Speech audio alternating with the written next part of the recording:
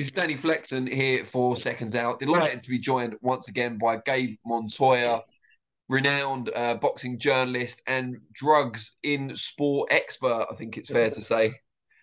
How you doing? I'm doing all right, man. I'm still trying to cram my coffee in my dome. That's not a problem. So since we last spoke in this series of interviews we've done regarding the Conor Benn saga, he has since issued his own statement. I think we discussed the WBC's ruling or decision last time, but he's issued his own statement. I thought we'd go through some elements of that first and then talk about the now infamous, already infamous interview he did on Piers Morgan Uncensored, which has had some ramifications as well. But let's start with his statement. I read it again, reread it in full earlier. There's a few elements I want to pick up on with you and regarding his complaint. So I guess to give people who haven't seen his statement the overview is that WBC decided that Conor Benn could be reinstated to their rankings predominantly because they believed the most likely explanation for his two adverse findings for clomiphene were down to an overabundance of eggs in his diet. Now, this wasn't something that Conor Benn's team pursued, as we found out later on. He still sticks steadfastly to a defense of some sort of contamination in the lab when the samples were taken. And we'll talk about his statement, I guess, is a good starting point. So he says his sample that he gave was cleared 3 times, or was clear, had no adverse findings, then was retested 9 days later. He's not sure why. And then it came back with a trace sample of clomiphene. So first of all, what do we make of that? If we assume he's reliably informed on this topic, why would something be tested several times and then retested around a week later? Well, this is all his story. Sure. He's not releasing this to the British Boxing Board of Control, so we're just going on his story. But everybody knows the A and B sample, right? But that A sample gets divided up as well. I think they call it an aliquot. And the different samples go through different. There's like different panels, right, of what they're testing for. So they may take that A sample and divide it up and test it for different things. It's kind of the short version. So it's possible that this idea that the age we're living in is kind of the destruction of experts.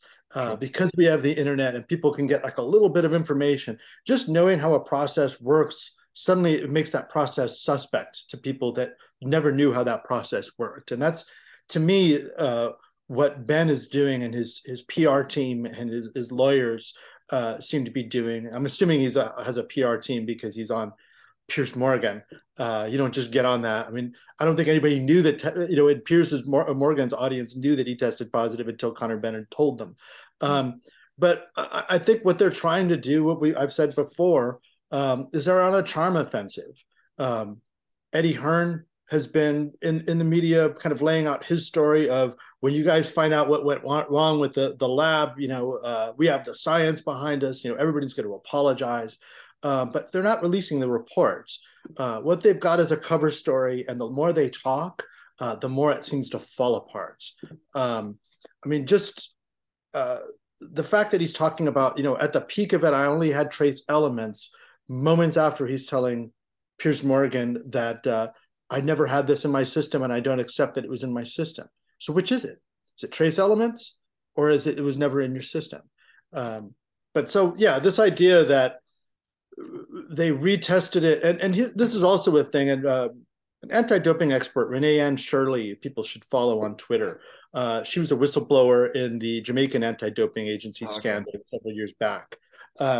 And she was kind of delving into it on Twitter and just kind of talking about this aliquots thing, but also just that, when you test your B sample, or you're allowed to have somebody there. And I guess Ben didn't have somebody there, and so they went ahead, or they wouldn't let his person in. That's just not the way it works.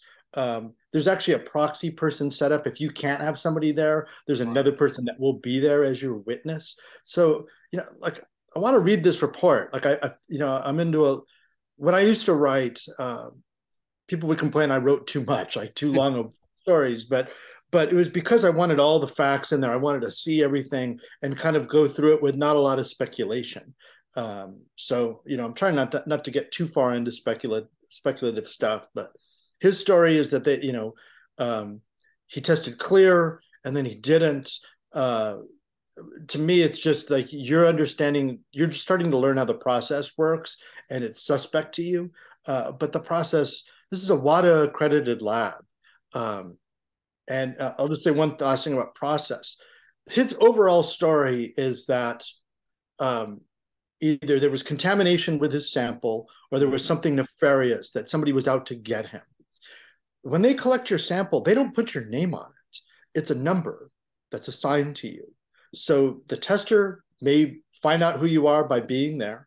But once that sample is collected and the number is put on it, he sends it off to the lab, or she, and the lab takes it. And now all they've got is a number. And then they, parse that out into aliquots. They test it. But all that is all not blind code number. It's set up so that no one can be set up. So the idea that somebody set him up over a 5-week period with 2 different samples at this WADA accredited lab, were they betting that the fight was gonna, like, betting big that the fight was going to get canceled and somebody was going to test positive? Like, the logic for argument kind of falls apart, because what's the MO here? For them to lose their accreditation by being dirty and setting up a boxer that not a lot of people know who he is? It just doesn't make sense. And it just is like this huge conspiracy to get something like this done. Somebody'd have to have known when his testing guy was coming, or been waiting. Let's get that guy now. Let's bribe him to do this, or her, and then away we go. It doesn't really make any sense. And as you alluded to there, Conor claimed in his statement that a scientist that he'd hired or deputized or whatever, or allowed to be his proxy, I guess, had been flown over to the lab to be there when the B sample result came through. And he claims they weren't allowed in the room. Now, we don't know what VADA's take on that is, but the B sample did come back with the same result as the A sample, which, as you would expect in most cases. Something Frank Warren pointed out when I interviewed him last week is, well, why not just give the sample to UCAD, or take the same sample and have it analysed in a different lab? If the claim is that, they wouldn't let your person in the lab, or there are irregularities in testing or whatever, that doesn't seem to be an option the team are pursuing. No, and they're not. That's what I mean. They were hoping that they could do, venue shopping, go to the WBC. They have the clean boxing program, and they really only, as you pointed out, they really only seem to be, in that regard, with the WBC, dealing with that first positive test. Yeah. And they're kind of attacking that. Renee Ann Shirley also kind of threw this out, and I tend to agree with this based on what I know but can't print. That there's been kind of an attack on that first sample, that the lawyers see that loophole, no strict liability. And we've got, the WBC, they seem to be attacking that first sample and kind of leaving the other one alone. I want to see this report. I want to know, is it more than 270 page report? And I don't even know, like you said, I wonder what VADA thinks of this. VADA is the anti-doping agency. They set up the sample collectors. It's, probably Claridium is the company that did it. There is another one, but I think they handle this region. The lab that they would go to, like, once, Claridium is the one out there collecting the samples, and they go to the lab. VADA is kind of out of it. All VADA is waiting to find out is the results report. They get it. They go over it. If it's a positive or an adverse, finding, then they've got to go through all the notes, all through Conor's application process. Did he put, supplements that maybe have on his form that he's taking that maybe have a history of contamination with clomiphene? They go through all that before, then they let everybody know this is what went down. So to me, VADA is not really the people that are blaming them. It's not. It's a misunderstanding of the process. You want to go after the sample collectors or the lab, but in this case, the lab is most likely the same lab that UCAD would use. The question is, would UCAD be testing for clomiphene? Yeah, it's an interesting one, and I think this is something where you'll be able to kind of debunk a few myths. In that, one of the things Ben said in his statement was that a week after failing the VADA test, he passed a UCAD test. It'd just be good for you to kind of lay out there in layman's terms for people out there why you could test positive and then a week later test negative, even if it was the same test. Well, I mean, there's a few scenarios. One, the first test caught him at in his cycle, and so it was still in there. And then then UCAD comes, and again, we don't know. Did they test for clomiphene every time, or were they just testing for stimulants? What were they testing for? We don't know. We know what VADA was testing for, and then he gets hit again several weeks later and tests positive again. Well, the way UCAD tests, it's seldom. So maybe guys have figured out, in some scenarios, it's like, oh, UCAD came, there's my test for the year or my test for 6 months, back on my cycle I go. Whereas, this is the thing, he got caught in the clean boxing program, which is random throughout the year. And that test, it might have caught him at the end of his cycle. He obviously wasn't prepared for it. When he entered into training camp with Chris Eubank, Jr., they agreed to do the VADA testing, and the VADA testing doesn't start until you've sent in your paperwork, your whereabouts forms, and are accepted into the program. So you kind of have an idea of when testing is going to begin and when it's not. And so again, it may have been, we're kind of timing things, Let's not forget that Ben, there was a point, was it, a year before this, that he fell out of the rankings with the WBC because he'd failed to be in the clean boxing program. Kind of leaves that context. And we never quite figured out what that was. Was it paperwork? What was the deal there? There's a lot of questions. There's a reason he picked Piers Morgan. It's not, unfiltered. It was more like unprepared watching the interview. Yeah, well, let's talk about the interview because, I mean, after Conor Benn's statement, it's interesting as well that at the start of the statement, he says, I'm glad the WBC have gone paraphrasing, but I'm glad the WBC have cleared me, although their ruling does appear to have created more questions than answers. But his statement maybe created even more questions, certainly in my view. It's very strange that he's been cleared, quote unquote, by a sanctioning body, but then completely disagreed with their grounds for clearing him.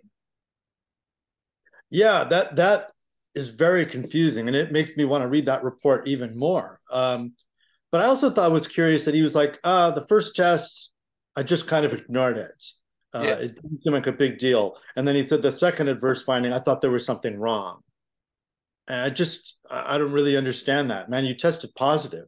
Was it the people around you that said, don't worry about it, we'll clear it with the WBC, it's part of their program? Is that why you felt that there was nothing wrong? And why it seems like your strategy is to go after that first positive, and that way if you knock that one down, then the second one will fall. It just seemed I don't know, it just seems curious. But just the idea that within the first 10 minutes he's saying, I don't accept that it was ever in my body. Man, you tested positive twice over like 5 weeks. Whose body was it in? Are you using somebody else's pee?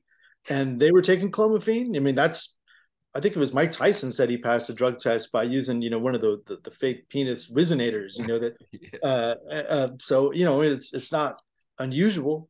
But yeah, I find that curious, and he also said something, I'm just looking at my notes here.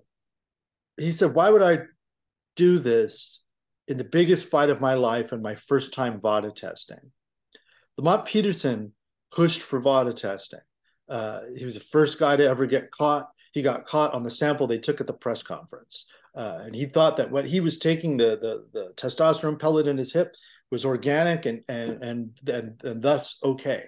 So this, it didn't take, I was looking at the time code. It didn't take, it was like less than 10 minutes. And then we got to, I'm very depressed, feel bad for me. It got into the emotional appeals. It's also because Piers Morgan had no good follow-ups and really didn't understand the subject. And so he just started like, well, how does this make you feel? Because I don't know what to ask. What I would want to know is, who's your strength and conditioning coach?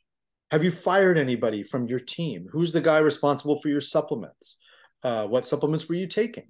Any of those questions would have been better than what Piers was doing. Yeah, and you have to presume that one of the reasons they chose to go on Piers Morgan is because he is uninformed and he is, a casual interviewer rather than boxing specific or PED specific, where Ben would be placed under far greater scrutiny. What I Right. wanted to ask you, though, before we go into kind of some of the detail of the interview, with Conor Benn's overriding objective here to convince the public that he's innocent, regardless of whether he believes it or not. The reason you go on Piers Morgan or any kind of media show with a big audience or an influential audience is to convince people of your narrative, your point of view. How Right. successful do you feel he was in that regard, having watched the interview? Oh, I thought he totally failed. Now, granted, looking at the headlines the next day, like CNN, there was another one that was like, Conor Benn cleared. They used that in the headline that he'd been cleared, boxer talks after being cleared. So the cover story for the general public is working. So, maybe in this fight that's now being talked about more and more that we talked about last time, Ben versus Pacquiao, probably in Saudi, that'll help that fight sell because this guy's been cleared in the general media. And I think that's probably the calculus here. If he did hire like a crisis, PR manager, it's kind of what they call them, like Armie Hammer, the actor that was recently, talking about being a cannibal. He's been going to, one of these, and the Flash guy as well. And they basically kind of guide you through this storm, and they understand that the public has a very short memory. And that, boxing sickos are always going to feel that the guy cheated, but that's not who buys pay-per-views. It's John Q. Casual we got to convince that you're a clean athlete, the guy that doesn't pay any attention at all. But I still think he kind of failed. I mean, it was a 20-something minute interview, 22 minutes, and at minute 11, we're starting to talk about feelings rather than the facts of the matter. I think that was probably a triumph for him, but for the rest of us that want to hear the truth, it was a total fail. But so I don't know. Like I personally felt they failed, but if the goal is to convince people that don't have any idea about this subject, then maybe they did okay. Now, the one area that Piers Morgan did exert some pressure regarding or pertaining to was the failure thus far of Conor Benn and his team to present the same report we've been talking about to UKAD and to the British Boxing Board of Control. Now, initially, Ben said it was because of his pride that he felt so badly treated by the Board of Control. He didn't want to go kind of cap in hand to them, present the evidence and try and get his license back. Morgan kind of followed up and said, well, that means you can't fight in the UK. Ben said he's not going to fight in the UK anytime soon, regardless. But then Morgan said, well, why not just put it out there online then? Why not make it public, the report? I'm not sure how much I relish reading the whole 270 pages as much as you probably do, but regardless, it would be good to have it out there, public information. And then Ben said, well, do you not think I want to? But, there's some legal, and he never went into detail, but there were some legal reasons why he couldn't. So just to kind of get your take on that, because it does seem like this is something that could put the issue to bed one way or the other. Well, I think he was riding that line of he didn't want to outright say, well, my lawyers won't let me. Because he was like, we're going to, oh yeah, we're going to sue. Well, when is that happening? Well, and he kind of stammered, and then it was like, well, that should be coming straight away. Or, he kind of gave this indefinite timeline because it's like, you're not suing, dude. You're not going to sue the British Board of Control. I would like bet my head and not lose it that doesn't happen. He also said some interesting things about that. I felt like Eddie Hearn's case kind of starts to fall apart because Eddie was like, they took his license away for something that had nothing to do with the positives. Yeah. But then in this interview, it's like they had 7 misconduct charges against me related to this, that we wanted the fight to go on. We didn't inform Eubank, which also kind of tears apart Eddie's story, that it was on the British board. They didn't tell anybody. He didn't name the other 5, but those are 2 more reasons than Eddie Hearn gave, and it kind of blew up Eddie's lie, which I now consider it, that they took his license away for something other than this case. I said, like, the more, in my experience, when dealing with talking to somebody that has been caught testing positive, the longer they talk, the better for you, because it reminds me of that line from the play Glengarry Glen Ross, when the guy's about to go talk to the cops, and he's like, "What should I say?" And Pacino says to him, "The truth, George. The truth. It's the easiest thing to remember." And the longer these guys talk, the story kind of falls apart. 7 misconduct charges. It just, the idea that they're going to sue, we just know they're not, and just that, like, that he doesn't want to release it. It's basically, they did me so wrong. They don't deserve to see the report. That doesn't make any sense whatsoever. My pride, but then you're talking about you felt such shame for this thing that you didn't do, that you wanted to kill yourself. So, like, which is it, man? Do you want your pride to be restored? Do you want the shame to be lifted, or do you just want to, like, get one over on the BBOC because of your pride? It doesn't make any sense to me. The easier idea is, the thing he should have said is, my lawyers right now want to keep our options open, and we don't want to say what we're doing and when we're going to do it, but it'll be happening at the appropriate time. Maybe I should have been a lawyer. Yeah, maybe you should be his PR consultant. We expect him to fight outside the UK sometime soon, possibly against Pacquiao in the Middle East, as we've said. Is there a way now to kind of put this to bed in the UK, or has it gone too far down the road now to kind of row back and get to a position where, I don't know, a majority of fans believe Conor Benn is innocent and want to watch him going forward? I think the only thing he could do, and I don't like to, convict somebody before the evidence comes in, but 2 positive drug tests have come in. That's kind of a jury unto itself. I think he would have to turn in the report, actually meet in person with the board, and let the chips fall where they may, and stop changing your story. Or if you did it, at this point, you've gone so far that you've actually dug yourself quite a terrible hole. But maybe you come forward and say it. But I really feel that they're just going, somewhere they've had this conversation and he's not owning up to it. And so you're just going down the road, and, show me a lawyer. I'll show you, and a PR person. I'll show you somebody that's willing to take your checks and cash them for as long as you're willing to go with this story. I think that's all he's going to have to be able to do. And I think in lieu of any of that, I think what they're going to do is try to fight Pacquiao.